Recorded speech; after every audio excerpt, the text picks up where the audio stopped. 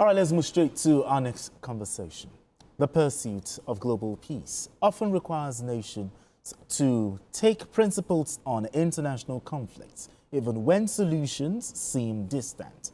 Nigeria has joined the growing chorus of countries advocating for a two-state solution to end the devastating war between Israel and Palestine, with Vice President Kashim Shettima declaring it the most dignified path to ensure lasting peace. Now, speaking at the 80th United Nations General Assembly in New York, Shettima emphasized that Palestinians must be granted equal freedom and dignity enjoyed by citizens of every other state, noting that the community's prolonged suffering under conflict and humanitarian crisis. The Nigerian position directly challenges Israeli Prime Minister Benjamin Netanyahu's vehement opposition to Palestinian statehood, as the country draws from its own experience battling terrorism and armed conflict. Shettima stressed that Nigeria's commitment to peace over tyranny has made it a target for terrorist organizations, reinforcing the nation's understanding of the cost of prolonged conflict and the urgent need for sustainable solutions. This is why we are not indifferent to the devastations of our neighbors near and distant. This is why we speak of the violence and aggression visited upon innocent civilians in Gaza, the illegal attack on Qatar, and the tensions that scar the wider region. It is not only because of the culture of impunity that makes such acts intolerable, but because our own bitter experience has taught us that such violence never ends where it begins. I mean, that was the Vice President Kashim Shettima talking about his address at the UN General Assembly. But talk to me, first of all, what do you make of the Vice President's speech at the UNGA? Let's start from there. You think he hit the right notes? We're in it already. I would have expected Nigeria to maintain like a non-aligned policy stance and don't join the bandwagon because of the complication. Because of this, it has, I think it's going to go beyond this. But we're there already. So Nigeria has spoken, so I align with the Vice President. But I think we need to go beyond mere rhetoric. It goes beyond just saying we condemn.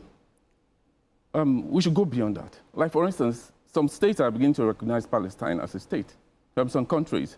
And so these are the things I expect.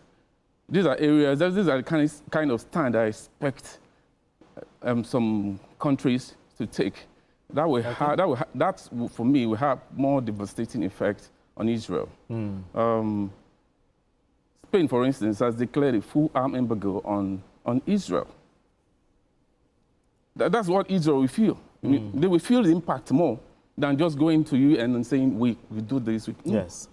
Action is required. Sure. And I don't think it has to be an individual country thing.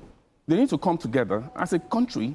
Is it a sanction through economic sanction or diplomatic against Israel? I don't know why is it hard to do so? Now, because you cannot continue to kill on a daily basis. These are innocent children, majority of them. And the world is just watching. I expect more action at the United Nations Summit going on. Now, I'm still going to take you on the Nigeria's position on the non-aligned nation, but let's look at Nigeria's advocacy for a two-state solution. Do you think this advocacy reflects Nigeria's broader foreign policy principles on self-determination and human rights? Well, until now, even with the recognition of the fact that Nigeria is propounding a two-state solution like France has done, UK has done, US is here to take a position, Russia is here to take a position. These are the world powers. But the thing is that, as far as I'm concerned, Nigeria is still sitting on defense. Sitting on defense in the fact that because of our relative situation at this particular point in time, there has to be something decisive. But we also have to know that naturally, the Middle East is a conflict-generating zone. the conflict has been there for ages. So the only thing that can be done is that as you are blaming Israel on one side, you also have to look at the activities of Hamas on the other side. Because for America to go all out of the way to destroy the armaments in Iran, to attack Iran, because they know that Hamas is being backed by Iran. And Iran is seen as a potential threat to peace in the Middle East. And America wanted a piece of the action. So that is why it will be very difficult, even with a Democratic government in power, to be difficult for them not to take the side of Israel. It has always been known. Anywhere Israel is, Britain, UK, and America will be there. But we are getting, I think there has to be a concert of medium powers all over the world who will come together and have a lasting solution. You cannot bully Israel as it is now, because there are also powerful people, governments that are also beside are sympathetic towards the state of Israel because of the activities of Hamas. Israel, they are actually fighting Hamas because even in Israel, it's not a religious war. There are Muslims there in Israel, and there are Muslims and the Christians on the other side too. So it's a fight for territory. It has been there since the time of Golda Meir on all these world leaders. I think what you have to do is there has to be a concert of nations that will agree on how to treat that issue. But for now, there's very little Nigeria can do.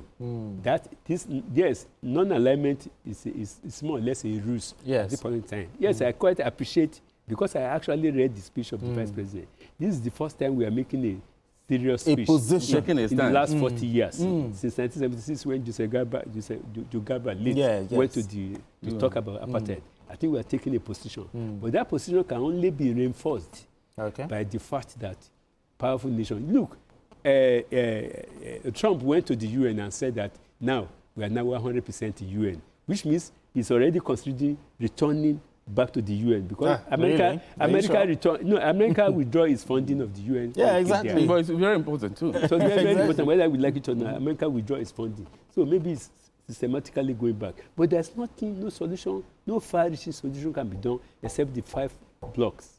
Yeah, talk about people in the Security Council. Security Council. The UN also agreed to it. UN, Germany, France, and UK.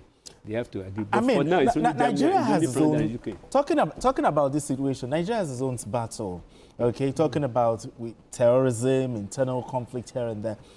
How has Nigeria's own battle, talking about terrorism and internal, made us understand the understanding of the Israeli-Palestinian crisis? Our understanding of our own, our own crisis. Are we sure we understand our own crisis? Because if we understand our own crisis, what to have sorted it out. One thing about problem is once you identify a problem, the solution is not an issue. Once you identify a problem, to tackle it is not an issue. So that's why I said, are you sure we understand our own problem? It's either we understand it or we don't want to do anything about it. Again, for you to bring the, thank you for bringing the issue up. I don't want to go there before, but we need to tackle it. I salute Nigeria for taking a stand there. Again, I said earlier that I would have preferred a non-aligned kind of stand, but this is where we are. As a patriotic Nigerian, I must keep behind my country. But you keep talking about the issue of non-aligned. Yeah, I think we're more. I think it has always been to our detriment. We would have remained neutral. That's what I think. My opinion. It has never benefited us. Is this one going to benefit you?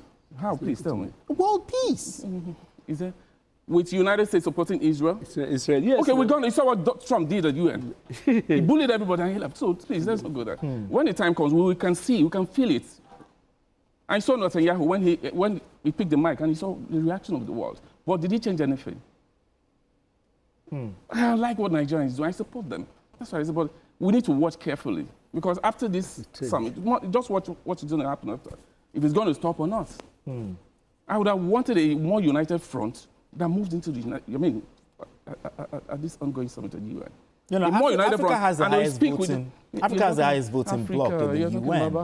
Africa has the highest voting bloc in the UN. Okay, let's come home as Africa. Yes. As an African country, right? You talked about home first. Okay. Again, I said I salute what the government is doing, federal government is doing, and all that. I mean, our stand at the UN. But again, let's be sincere to ourselves. a lot is going on in this country in terms of killings and all. And I think government is working, but not working enough. Okay. Not working enough. I'm not in support of what Israel is doing in Palestine. Serious. Nobody, no right-thinking human being across the globe will support it. But I think we need to look at our own space first. Okay. Before we so when we're talking about, we have a high moral ground to speak. So in other words, you don't agree with Nigeria taking a position on this matter? That's why I said, and I've said it many times. Why are you asking me? Yeah, but the side B of this conversation, yes, Nigeria and other African countries, they are calling for a permanent seat in the United Nations, you know, United Nations Security Council. But how optimistic are you that the world leaders will rally round, you know, maybe Nigeria or maybe any other African country to get a seat at the UNSC? Well, getting a seat at the UN far transcends the issue of population. You have to have something that you are using to impact the rest of the world. Nigeria, yes, is 230 million. Yes, you can have a seat. But the thing is that we have to have a consistent and focused government for a very long period of time. Okay. You wouldn't, you know, if you are dependent on some powers, there's no way they can give you an equal vote to be able to veto them. Because when you have a seat at the United Nations, which means you have a power of veto. And as things stand today, Africa needs to do more, especially Nigeria, to be able to put its head on a good footing. We need a very vibrant economy so that our America or UK will not be telling that, do you want to take refugee? They'll be sending refugee to Africa. Do you think those people, their mind is prepared towards giving you a permanent seat? But we have to do more to protect our local environment, to be more progressive government in Africa, so that we don't become a burden to the whole world. That is when they begin to respect us. That's when they begin to respect our population, our figure. When we do that, but except we do that as, like I said, concert of African powers. We need serious leaders in Africa who will begin to solve our domestic problem. Then they will begin to respect us. Not a situation whereby Trump will suggest to Ghana or Rwanda, come and take people from other countries and dump it in your country and go away.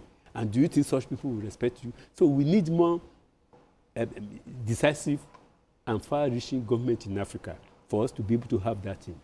Because a situation whereby they are dumping refugees here now, Ghana is just taking a bandstand now. Look at Rwanda, they just took it because they know that that's what we want. Who will bear the expense of it? Already Britain has a law. Look at how much it now costs to get a residence visa, a migrant visa in the US, $100,000. Which means they are telling you that, yes, it may not be for there until Trump leaves power. Okay. But it will also have to go to the same route to get that thing removed. So $100,000 to get migrant visa. It means they have less respect for you. They believe that they can survive without you. So for them to do that, you think that they are thinking of giving you a permanent seat. I am not saying... So you're not optimistic, is that what you're saying? I'm not optimistic about it, because I don't think it's not something that you get on the platter of gold. Even if it's another African country, you're not optimistic that African country be on the United Nations Security Council? No, except South Africa and Egypt. I can't see any other African country. Nigeria, a whole giant of Africa. You think we can? Beside Nigeria, I can't see any other African country. Okay, but that has the pool. Or the muscle. The muscle. All right, we need to go on this quick break, okay? And when we return, Tony, I'm going to be asking you, what does Nigeria stand to gain when we have a permanent seat at the United Nations Security Council? You get to talk to me right after this break. Don't go anywhere. It's still Journalist Hangout. If you know the kind of conversation that goes on while we are off air. But anyway, if you just joined us, it's still Journalist Hangout. I still have Tony Waje right here, and Tunde Abaton is right here with us. So, Tony, before we went on that break, the Vice President made some demands, such as the case for a permanent seat at the United Nations, Nigeria, the United Nations Security Council. But talk to me, what does Nigeria stand to gain from being having a permanent seat at the UNSC? Nigeria has gained a lot. The fact that, you know, that we have a permanent seat. Do you know what it means? Talk to me. But as I said behind the scene, are we prepared yet? Let's get our acts together first. Let's get our acts together first. When you say, are we prepared here, what should we have? See, it's not something that only us Nigeria to- will do, for instance. Nigeria is a superpower in Africa. We know that for sure. But it's not something, it's not a lone trip. It's not a lone trip. We know that for sure. Nigeria, we've embarked on lone jamboree before in Africa, solving African problem. Is it apartheid in South Africa? Is it the one in Liberia? Yeah, The one in Liberia is in ECOWAS. We've done a lot. Where is OAU, for instance? See, before you go on this thing, you ask yourself, what about the Organization of African, though before, Organization of African Unity, then AU, African Union. We're not even hearing about, are they still in existence? So first of all, you must, before you go out to fight and you want to win the fight, you must first and foremost gather, strategize, because if you want to come out successful, you must prepare ahead. Are we prepared to first of all get it before you start saying what you stand to gain? First thing first, that's why I say it. You must put the cart before the horse. Now, Africa, because I'm saying this, because this one is going already, so that next year, for instance, I want to go and request for the same thing. We need to prepare, differently. It's not about preparing a speech, and you're going there to demand for something very tangible as a seat at the UN. How? Do you know this seat at the UN? It didn't start today. We're not requesting for it today. We didn't start requesting for it today. As a student, we ask, as a student in the university, my lecturers will come and we talk about this all the time. It's part of the lecture. They've been requesting for a seat, a permanent seat at the United. What does it take? What does it take? First of all, you must clean your home first. And when you come, people respect you when you appear to speak and say, we need this. And you can't go alone. Other African countries must support you. You must have their buy-in. Have we done that? When we do that, then we'll march into United Nations building. We know we have something tangible from a departure from the past. Have we done that? Where is, as I asked before, I said, where is Organization of African Unity? Where is ECOWAS? Look at what's happening in West Africa. Let's just come home, come closer home. Look at what's happening in West Africa, where some countries, just across our border here, are saying we're no longer part of you guys. What are we doing to say, okay, please, can we see how we can reconcile and come? You must have that block first before you can move. There's no way you can get it alone. It's not possible. Let's be realistic. The truth first. Just like the question I asked Celia Baton, you are not optimistic that the world leaders will not support us to have this? I mean, first, see, it's just like going to the National Assembly, you want to pass a bill, you want a bill to be passed. It's an individual bill. Yes. I mean, you have to consult, you must go around. Lobby other, House members or senators, as the case may be, before you now move ahead. You can't just jump in and say, nobody will listen to you, they think you're playing. So what have we done? What is our home? What have we done as a homework?